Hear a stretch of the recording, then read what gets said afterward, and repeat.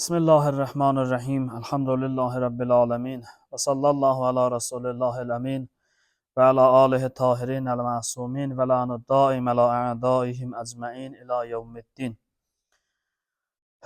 Elhamdülillah ki mübarək Ramazan ayını geridə qoyduq. Allah bu ildə mübarək Ramazan ayında oruç tutub, onun əmrlərinə mümkün qədər, bacardığımız qədər itaət eləməyi bizlərə nəsib elədi. Allah inşallah ahır Ramazanımız qərar verməsin inşallah. Və mübarək Ramazan ayında bir mövzu başlatmışdıq, yadınızda olsa. Yanlış dini düşüncənin fəsadları 3 cümə elə bilirəm bu barədə danışdıq. Qalan cümələr qaldı. İnşallah Allah ömür versə əgər, belə məsləhət oldu ki, gələn Ramazana Allah şans versə, ömür versə, orada təzədən davam eləyərik inşallah. Ona görə istədim bu gün Ramazandan, bu cümədən etibarən növbəti bir məsələ haqqında danışım və bu məsələ də Quran-ı Kərim və Əhl-i Beyt əleyhissalamın kəlamlarında çox ciddi önəm verilən mövzulardan biridir. Çox əhəmiyyətli məsələdir ki, bəzən biz çox əhəmiyyət vermirik və elə Ramazan sonrası da mühüm mövzulardan biridir. Və o dua mövzusudur. Dua bizim aramızda çox məşhur olmağına baxmayaraq ən məzlum olan mövzulardan biridir. Amma dua çox təkid edilmiş məsələlərdəndir. Quran-ı Kərimdə Uca Allah Qafir surəsinin 60-cı ayəsində buyurur: "Ud'uni əstəcib ləkum." Məni çağırın, mən sizin çağırışınıza cavab verim. Davamında buyurur: "İnnellezine yestekbiruna an ibadeti seyedhuluna cehenneme dahirin." Onlar ki, mənə ibadət eləməyi, dua eləməyi özlərinə sığışdırmırlar, təkəbbürlülük eləyirlər, onlar cəhənnəmə zəlil halda daxil olacaqlar. Yəni, dua o qədər önəmlidir ki, Allah bunu ibadətin cüz'indən, tərkib hissəsindən hesab eləyir və dua eləməyən insanlar üçün ciddi təhdid göstərilir, təhdid var. Digər bir ayədə, Furqan surəsi 77-ci ayədə isə buyurur: "Qul mə ya'ba'u bikum rabbi lavla duaukum." Mənim peyğəmbərim de, əgər sizin duanız olmasa, Rəbbim yanında heç bir məqamınız və dəyəriniz yoxdur. İnsanın Allah yanında dəyərinin göstəricisi onun dualarıdır. Nə qədər çox dua eləyə biliriksə, nə qədər çox dilimiz duaya vərdiş verərsə və dilimiz dualı olarsa, bir Allah yanında bizim dəyərimiz və məqamımız var. Və Həzrəti Rəsulullah münasib fürsətlərdə duanı çox tövsiyə edir. Həzrət buyurur ki, yağış yağan zaman dua eləməyi qənimət bilin. Əqd oxunan zaman, kəbin oxunan zaman duanı qənimət bilin. Kəbə evinin qapısı açılan zaman duanı qənimət bilin. Ki, bu zamanlarda dualar qəbul olunar. Valideynin yanında, valideynin qəbrinin yanında dua eləmək, Allahdan istəmək insanın əməllərinin və dualarının qəbul olunmasına səbəb olur. Əgər insan dua eləməzsə, duası olmayan bəndənin Allah yanında dəyəri yoxdur ki, bu söz ayə ilə sabitdir. Eləcə də hədislərdə qeyd olunur. Həzrəti Rəsulullah buyurur ki, əgər bir insan namaz qıla və namazdan sonra dua eləməsə, onun namazı qəbul edilməz və rədd edilər. Digər bir yerdə var. İnsan namaz qılır, ibadət eləyir. Məsələn, müəyyən bir iş üçün durur, tələsik məsciddən və yaxud da səccadənin üstündən durur, gedir. Bir Allahdan xitab gəlir. Mənim bəndəm elə fikirləşir ki, onun işləri məndən başqasının əlindədir. Eyb yoxdur, qoy getsin. Qoy getsin, onu tapşıraram. O arxayın, o işi onun arxasından getdi, onun öhdəsinə. Görüm hələ nə olacaq. Burada Allahın məqsədi bəndəsini sındırmaq deyil. Sadəcə bəndənin həqiqətdən uzaqlaşması onun özünə ziyandır. Buna görə bu məsələyə ciddi önəm verilir. Niyə dua önəmlidir? İnşallah cümələrdə bu barədə ətraflı danışacaq Allahın köməkliyi ilə və bir duanın şərhin inşallah Allah ömür versə bir-iki cümləyə başlayacağım. Allahın ömür versə izni ilə çox önəmli dualardan biridir. Amma müqəddimə olaraq dua barəsində istədim danışam. İnsan nə zaman başqasını çağırır köməyə? Adətən özün aciz biləndə, elə ki görür, artıq mənim gücüm çatmır, mən eləyə bilmirəm, o zaman başqasından kömək istəyir. Əgər insan acizliyin anlamasa, yəni aciz olmasa, başqasının köməyə çağırmır adətən. Və bu insanda bir təkəbbür ruhiyyəsi yaradır.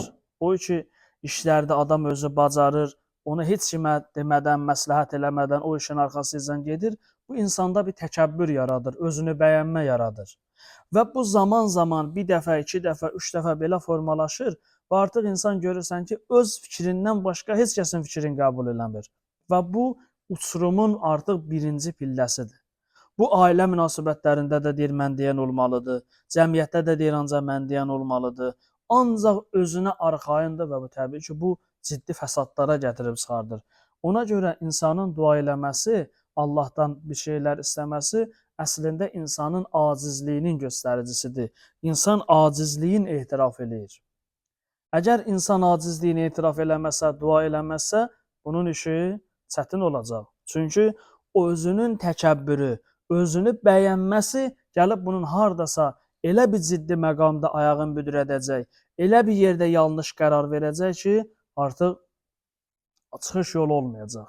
Ona görə Allah bəndəsinin xeyirxahıdır, bəndəsinin istəyənidir. Ona görə deyir ki, mənim bəndəm məşvərətin olsun, məndən istə ki, mən güclüyəm, sən zəifsən. Həyatın və ölümün mənim əlimdədirsə, məndən istə, mən sənə kömək eləyim. Dua çox önəmlidir. Və dua eləməyin Allah yanında çox dəyəri var. Eyni zamanda biz bir-birimizə dua eləməliyik. İnsanlar bir-birlərinə dua eləmirlər. Həzrət Rəsulullah buyurur ki, bəla qapıların dua ilə üzə bağlayın. Dualar azalan zaman bəlalar çoxalar Peyğəmbər əleyhissalam buyurur. İnsanlar bir-birinə dua eləsinlər. Çox uzaq olmayan keçmişdə insanlar rastlaşan zaman bir-birlərinə dua eləyərdilər. Bir-birlərinə xoş sözlər arzulayardılar. Bu günləri o gözəl adətlərimiz artıq unudulubdur. Artıq bizim üçün ikinci dərəcəli, üçüncü dərəcəli, bəzən də dua eləməyi biz geridə qalmışdıq amili kimi bilirik. Amma dua insanların bir-birinə bağlayan, insanların bir-birinə isinməsinə, münasibətlərin düzəlməsinə xidmət edən ən mühüm amillərdən və bağlardan biri idi. Dua bu günləri unudulub aramızda. İnsanlar bir-birinə dua eləməlidirlər. Bu Quranla sabitdir. Həzrəti bəziləri deyir ki, niyə başqası mənə, Allah insana və nəhnu əqrabu ileyhi min hablil vərid, Allah insana şah damarından da yaxındır. Niyə başqası mənə dua eləməlidir? Mən gedib birbaşa Allahdan istəməliyəm. Allahla, Allah ayələri ilə cəmiyyəti yazdırırlar. Bəli, insan özü istəyə bilər və istəməlidir Allahdan, amma kiminsə dili ilə də özünə dua elətdirməlidir. Çünki hədislərdə qeyd olunur, Həzrəti Musaya deyilir ki, dua günah eləmədiyin dillə məndən istə.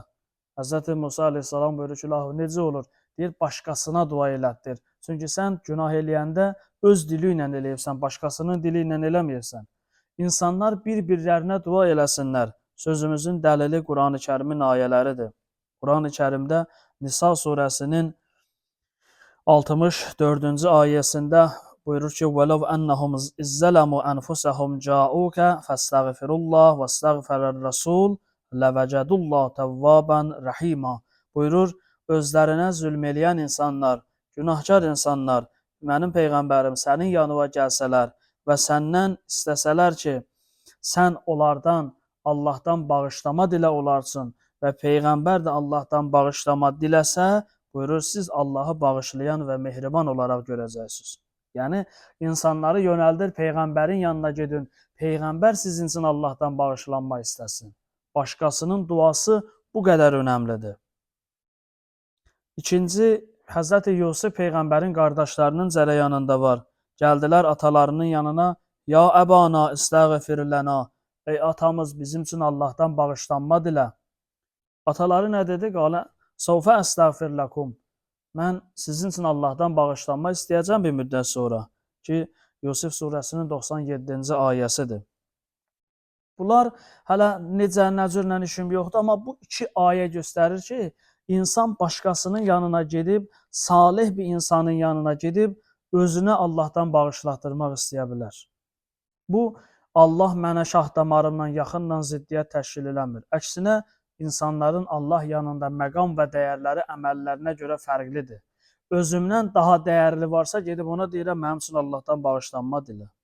Mən özümdən yaşca böyük adamın yanına gedirəm ki, xahiş eləyirəm mənim üçün dua elə. Məndən qabaq la ilahə illallah deyib, məndən qabaq Allahı tanıyıb, məndən qabaq ibadət eləyibdi. Onun Allah yanında ən azından dəyəri var. Biz bilmirik kim dəyərlidir, amma hüsn-i zənnlə bu məsələyə yaxınlaşırıq. Bu qədər dua önəmlidir. Namazda insan dua eləyir Peyğəmbərə, özünə və bütün möminlərə. Əssalamu aleykə əyyuhən nəbi və rəhmətullahi və bərəkatuhu. Hər kəs namazın salamında deyir, Allahın salamı və rəhməti olsun sənin üzərə, ey Allahın rəsulu, ey Allahın nəbisi, Peyğəmbər əleyhissalama Allahdan rəhmət istəyirik, dua eləyirik ona. Məsələn, biz o qədər deməmişik, ki, bir adam desə, Allah Peyğəmbərə rəhmət eləsin, Allah İmam Əliyə rəhmət eləsin, qəribə gələr. Biz deyirik ki, rəhmət bizim kimi adamlara aiddir, Peyğəmbərə nə rəhmət? Amma hər gün namazda deyirik ki, Əssalamu aleykə əyyuhən nəbi və rəhmətullahi və bərəkatuhu. Allahın rəhmət və bərəkəti olsun sənin üzərində. Yəni Allah sənə rəhmət eləsin, ey Allahın rəsulu. Əssalamu aleyna və alə ibadillahi salihin. Salam olsun bizə və Allahın salih bəndələrinə. Əssalamu aleykum və rəhmətullahi və bərəkatuhu. Allahın salamı olsun, artıq cəmdir. Hamınız Allahın rəhmət və bərəkəti hamınızın üzərinə olsun. Görürsünüz, namazın salamı bitəcəyi dua ilə başlayır. İnsan dua eləyir. Peyğəmbərə, özünə, bütün möminlərə dua eləyir. Cənazə namazı ki, vacib namazlardan biridir, duadan ibarət. Cənazə namazı namaz deyil. Çünki namazın şərtləri var, rükusu olmalıdır, səcdəsi olmalıdır, həmdi olmalıdır. Amma cənazə namazında həmdi yoxdur, rükusu yoxdur, səcdəsi yoxdur. Cənazə namazı duadır. Birinci təkbirdə İnsan etiqadi əsaslarını sayır, Allahın təkliyin, Peyğəmbərin haqqı olmasını qəbul eləyəndən sonra ikincidə Peyğəmbərə dua eləyir. Allahümmə salli alə Muhammedin və ali Muhammed, vacib hissəsi budur, Peyğəmbərə dua. Üçüncüdə deyirsən, Allahümmə əğfir lil-mü'mininə vəl-mü'minat, davamı möminlərə dua eləyirsən. Dördüncüdə isə deyirsən ki, Allahümmə əğfir li hazəl məyyit ilahi, bu dünyasını dəyişmiş kişini bağışla və yaxud da bu qadını bağışla. Cənazə namazı da duadan ibarətdir. Ona görə dua çox önəmlidir, dua çox mühümdür ki, biz diqqətli olmalıyıq. Dua Allahın insana açılmış rəhmət qapısından biridir. Bəzən biz cəzanı hansısa fiziki formada görürük. Bir adam cəzalanırsa, məsələn, gərək hansısa bir ciddi xəstəliyə tutular, göydən başına daş düşər, nə bilim, belə bunun kimi qeyri-adi hadisələr olsa, deyərik ki, filan kəs yəqin ilahi cəzaya mübtəla olubdur.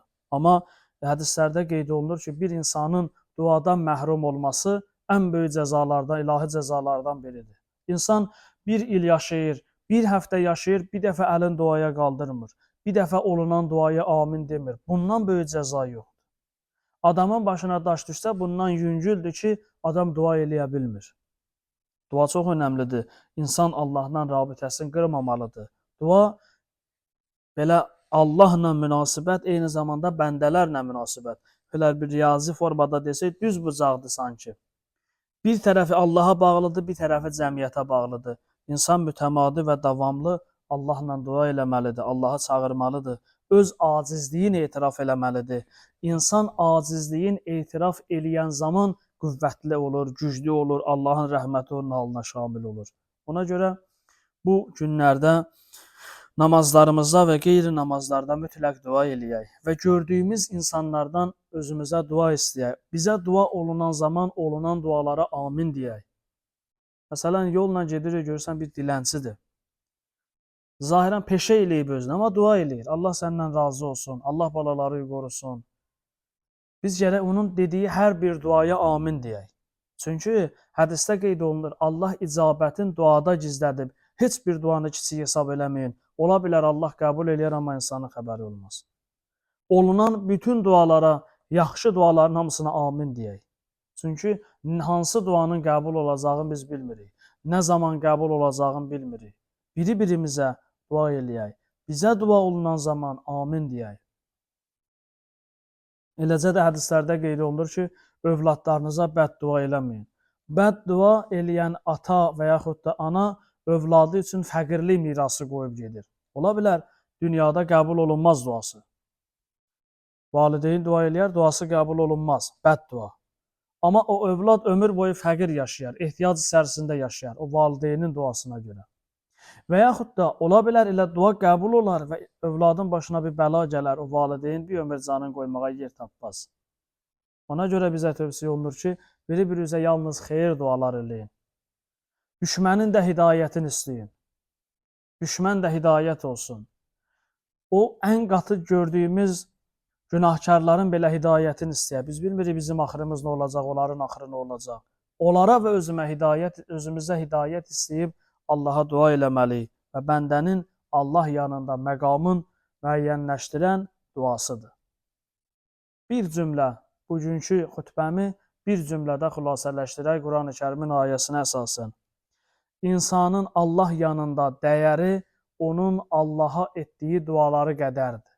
Nə qədər dualara önəm veririksə, bir belə dəyərimiz var.